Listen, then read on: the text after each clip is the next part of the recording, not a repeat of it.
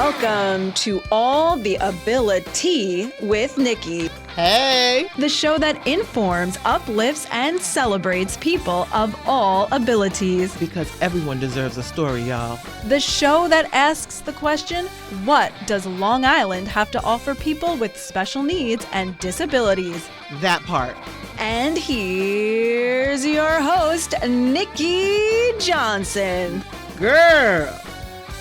Welcome back to All the Abili-Tea with Nikki, where we spill the tea on inclusion, accessibility, and all the amazing people making the world a little easier to navigate. Today's guest is someone who is literally helping people see the world. Matthew Alexander is the founder of Professional Accessible Travel Hub, an accessible travel agency built on one simple belief: everyone deserves a vacation that actually feels like a vacation. As someone on the autism spectrum himself, Matthew understands firsthand the anxiety, uncertainty, and barriers that many disabled travelers face. Today, he's helping travelers with physical disabilities, neurodivergence, seniors, families, and first-time travelers navigate everything from airports and cruises to hotels and tours. We're talking travel, accessibility, autism, disability rights, and some of the biggest mistakes the travel industry still makes. Matthew, welcome to All the Abili-Tea. Hi, Nikki. Thank you so much for having me, and I'm so excited to give the tea on travel today. Fabulous. Well, if somebody handed you a plane ticket right now and said, go anywhere in the world, where are you going? That is a great question. So, I probably head straight to a destination known for blending luxury with an incredible sensory-friendly layout. But honestly, give me a ticket to Greece and I'll be happy. And what's the most underrated travel destination you've ever visited? Wow, I love these questions already. So, many people think of major theme parks when they think of inclusive travel. But I find that certain mid-sized cities or specific cruise lines have gone through proper autism certification and are underrated. So for me, I would mainly say that Norwegian Cruise Lines is incredible for people with autism, and is not as known that, everybody knows Norwegian. Right. But do they know that they will give a phone to the parent on the seas of somebody who has autism, so that, or even any disability, to make sure that they can contact the parents if they need it. Really? Yes. Oh, I didn't know that. And did you know that Norwegian has private embarkation assistance for somebody with a disability that needs? Okay. Well, that is interesting. Okay, I didn't know any of that. I mean, I know they, like, you'll see sometimes there'll be early arrivals maybe, or things like that. But, but the phone. So they'll give a parent who has a child on the spectrum a phone that works on the seas. Wow. So that they can stay in constant communication. And I truly believe that communication is key. Of course. Then you make sure your child is safe. You make sure they're not overstimulated, overwhelmed. Yes. That is very important information, Matthew. Thank you so much for that. Of course. Before becoming a travel advisor, were you always a traveler, or did you just your love for travel came later? This is a great question, and here's how I say it. I love the vacations I took as a kid, but I wasn't really into travel that much as a kid. I was into music, I was into theater, and I still am, but I have a passion for travel even more. Okay. Well, obviously, it's your whole business now. Definitely. Now, before we've talked, and this is basically your mission, what was the moment when you realized accessible travel wasn't just something that you cared about, it's something that you wanted to build your whole career around? Here's how I like to explain it. I was working in group homes, supporting individuals with special needs, and I see these group homes taking people with disabilities on trips every year, right, or 2 times a year, because in working with people with disabilities, we talk about something called person-centered planning. Okay, I know that. And what that is for the listeners that aren't familiar, is planning services or planning activities that are around that person's interests. Right. So if somebody is interested in football, or if somebody's interested in hockey, we're not going to put them in a music class. Right. Yeah. So we're going to want to put them in those sports. Right. So, or get them in the Special Olympics. And I see that in travel, and that's how I really got my mission. Because people with disabilities, they love to travel. They love seeing the world, and it helps them increase independence. Okay. What are some things that you found that people might take for granted for maybe a child that's on the spectrum that can be, very stressful in travel? Yes. So definitely this is a great question. And last minute changes sometimes with the airlines. Okay. People, like airlines, will love to take advantage of this as much as they can because sometimes things change. Yes. And people on the spectrum, and even myself included, struggle with change. And I feel also another thing is that people who are nonverbal often get taken advantage of because they can't advocate for their rights. Right. And they can't speak. So the airlines and everybody has to be mindful of that.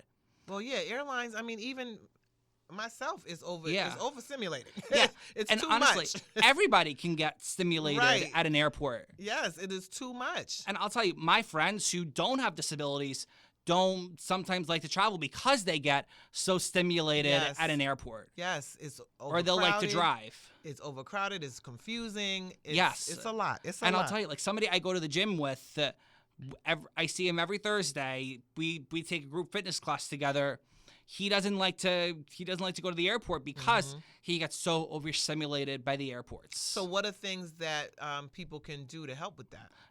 So I love talking about what people can do at the airports. There is something called the Sunflower Lanyard Program where people can apply for, and what it'll do is that they will ship you out a lanyard, and or you can pick one up at the airport, and it'll show that you have a hidden disability without saying it. Wow. And all the staff know All the staff at the airport know, and they're trained on this. So then if somebody with a disability reaches out to somebody at the airport or talks to a CRO at an airport, which is a complaints resolution officer, right, then they'll know that, hey, Sunflower Lanyard means that they have a hidden disability. And it's not just for people with autism as well. It's for any type of hidden disability. Sometimes hard of hearing, people with immune disorders, sometimes people with PCOS. Wow. I have never heard of that. That is excellent to know. Yes. And what is it called again? It's called the Sunflower Lanyard. The Sunflower Lanyard. And if you even want to go a step further, there's TSA Cares. And what TSA Cares is it's an accommodation that people can get at the airport for security screenings. So, for example, a diabetic is not going to want to put their stuff in a x-ray machine because if they see needles, they're going to think a red alert, trouble. Right. So with TSA Cares, they can go on a website or they can call and request a manual pat-down at TSA to make sure there's nothing suspicious. Wow. Okay.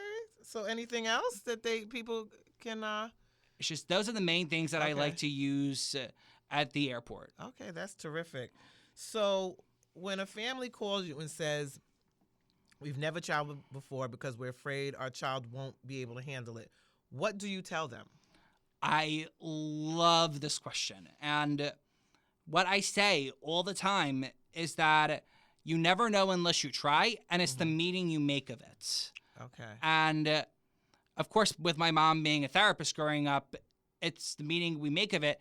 And you never, as honestly, like my mom always told me as a child, there's a quote by Dr. Susan Jeffers, feel the fear and do it anyway. Wow. And that's powerful. Definitely. And you never know how somebody's going to handle it unless you try. Right. So honestly, what I would say is start small.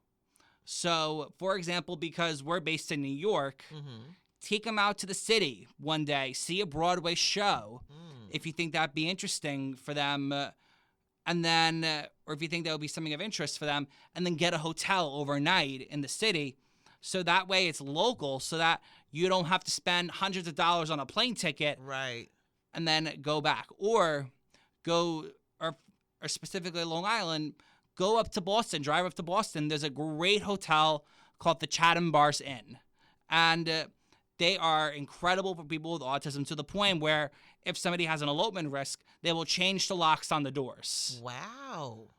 I know, right? That is amazing. No, I know. This is why I do the show, because I'm trying to educate everyone out there that there are ways and there are places that will include everybody. Yes. And make it easier for them and their special needs. That's amazing. And honestly, Nikki, I don't even think of it as disabled. It's differently abled. Differently abled, because okay. people have different abilities. Like, for example, autism is a spectrum. And if I have autism, I'm not going to have the same challenges as Joe Landy 2 doors down, who has autism. Right. Oh, definitely. Yeah. Everyone's unique. Yeah. Yeah. Everyone's unique. Yeah. And I don't even like the term disability, because everybody's different. We're just a human being, and we need to be supported. We need to be individually supported. I feel you, and that's exactly why I'm doing the show. Now, yes, if love it. you were grading the travel industry on accessibility right now, what grade would you give it? I would honestly say I would give it a C, and I'll tell you why. Okay. I think that there's definitely more awareness. And I know I work in travel. I should probably be giving it an A, but the reason I'm giving a C is that there's awareness, yes, but there's so much work to do, especially in terms of marketing. Right. I was at a conference last year, and we were all talking as travel advisors, and there's a hotel in the Bahamas that has a program for people with autism, but they can't market it because of corporate guidelines. And I mean, that is the craziest thing I've ever heard, because you want to be able to target every demographic. Yes, and letting families know that there is a place that they can go, that their needs will be taken seriously. And Nikki, I know that since you used to be Medicaid service coordinator too, that I'm sure your clients, if they love to travel, would love to go to a place in the Bahamas that was autism friendly. Yes. I mean, yes. I'm more excited that I'm doing this show now because of the things that you yourself has educated me on today. Yes, no. Because I did not know about the lanyard thing. Yeah. That was great knowledge right there. Yes. And now knowing that there are specific places that are autism friendly. Yes, there are so many. And for example, for me, I'm a certified travel advisor for individuals with autism. I have 2 certifications, actually. One is IBCCES, which is the more known one, and the other one is Autism Double Checked. And they train the properties, and they train advisors too. For example, I know Splish Splash out east. Yeah, Exit 70 on the LIE. LIE, yes. They have an IBCCES certification, and people with autism can have the Express line for free. Really? Yes, and they have to go through the IBCCES website for it. And if you call Splish Splash, they'll explain how to do it. Did you hear that, everyone? Now that is very specific. Yes. And somewhere people go all the time and probably don't even know that. Yes. And see, this is the perks of a travel advisor. Right. And plus, my services, I'm going to say this, I'm going to emphasize this, are free. So the way I make money is when the properties or airlines or cruise lines pay me, because I truly believe that everybody has to travel or has to have the ability to travel. Right. And especially for people who are differently abled, should have the ability to do it at no additional cost. And honestly, I know travel advisors that will charge $100 a day to plan a trip. But I can't morally do that, because everybody should have the ability to travel. And I'm on call 24/7, 365 Right. for my clients because things happen. And I tell clients all the time. And I don't know, Nikki, they never seem to get it in their head, but I tell them, call me if there's a problem because I would rather know about it and figure out next steps with you than to have you complaining after your trip that this went wrong. Okay. Now, what's the difference between welcoming and accessible? Accessible, I feel like, is the legal term for ADA. Like, you have your wheelchair ramps, you have your ADA rooms, and then that's it. But I believe that every property, and I don't know why some properties don't do this, some hotels don't do this, to go the extra mile for people with special needs. And I understand that some of it could be staffing resources, some of it could be financial. Right. But truly, everybody, no matter their ability, should have the ability to travel. And if it's more welcoming and accessible, then you will. Then you'll get more money. Right, you'll get more money. It'll help with the financial. Definitely. And something that I saw that I loved is last year I went to the Gaylord Palms in Orlando, Florida. And the reason I liked their check-in experience is that they come to you and greet you and then take you over to their desk. And I feel like that's something that's not seen as often. Right. And that's 5-star customer service to me. Yes. We all want that. Yes, definitely. I felt like I was in luxury. Even though I think it's a 4-star hotel and it's affordable too. And especially with the way I can maneuver prices as a travel advisor, I can make it as affordable as possible. Okay. Now, what are some rights that the differently abled traveler are shocked to learn that they actually have? They have to accommodate you at your level. So, for example, I'm just going to use this example because I saw it twice actually within the last month on Instagram. People with a hidden disability getting discriminated against because the airline employees, and this is mainly for the lower budget airlines like Southwest, Frontier. I'm trying to think of what else, like Allegiant. I'm not going to say which airline it was because it's not my story to share. Right. But these lower budget airlines aren't trained on how to work with people with disabilities. And I know it is more cost effective to go with them, but these people were getting discriminated against because one was denied boarding simply because she was asking a question about pre-boarding. And then the other one, the lady missed her flights because the lady didn't want to push somebody with a hidden disability in a wheelchair. The staff? The staff, yeah, at the airport. Wow. I mean, like, come on. It's like, we're better than that. I mean, and I'm sorry to keep it candid like that, but No, we have to be honest on this show. Yes. Let me tell you. But and I'm trying to educate everyone on where you can find more welcoming situations. Of course. Like, I mean, my favorite airline is Delta, and I have my friends and I joke around all the time that, especially my friends in the industry, like Delta is my guilty pleasure, and their customer service is incredible. Okay. They are great with people with disabilities. And one of the reasons I say that is because I got bumped on a flight in Orlando because they oversold the flight, which is a situation that is rare with Delta but can happen, especially in an airport like Orlando in New York, because people love Disney World and people love Universal. And the reason that I feel like they went above and beyond is because I had a first class ticket, and apparently with Delta's first class rules for domestic flights, I can't get access to their lounge. And I was in sensory overload in the regular airport because it was so loud. Right. And I explained to the person, that I have a disability. I know that first class is only for international only for international passengers.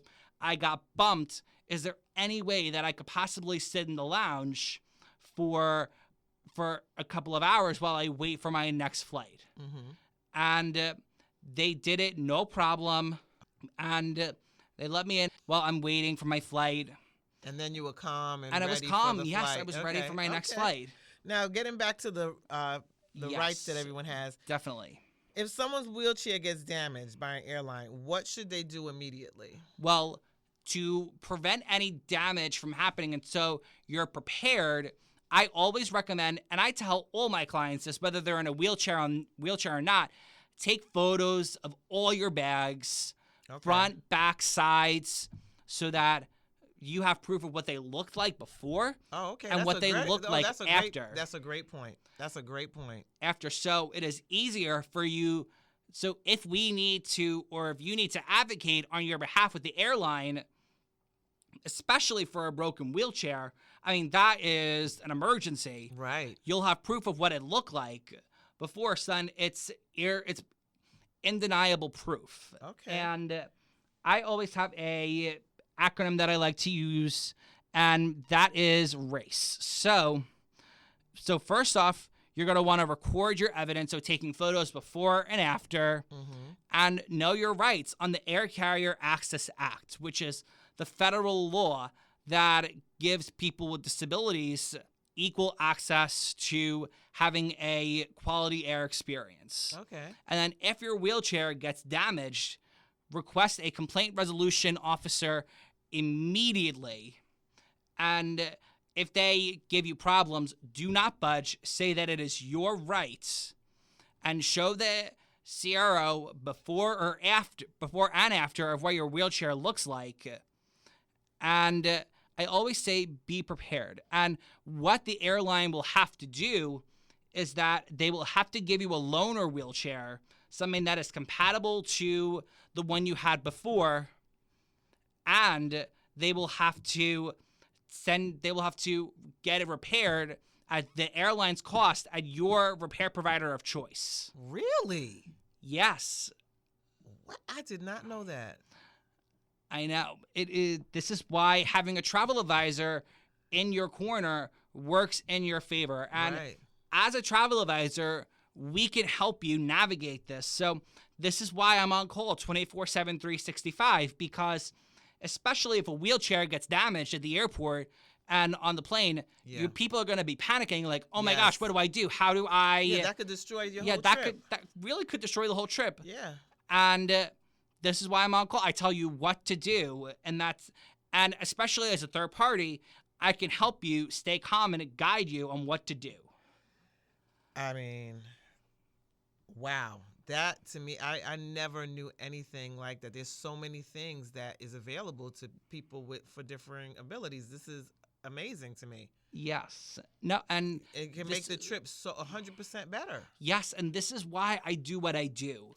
And this is why I love to educate, because if you don't know that these accommodations exist, then it could damage the whole vacation. Yeah. And airlines will try and take advantage wherever possible, but you have to be ahead of them. You have to know what your rights are. Yes, and everyone listening, they're getting a lot of great tips. So what Thank would you you say to someone who is nervous about advocating for themselves at the airport? You aren't asking for a favor.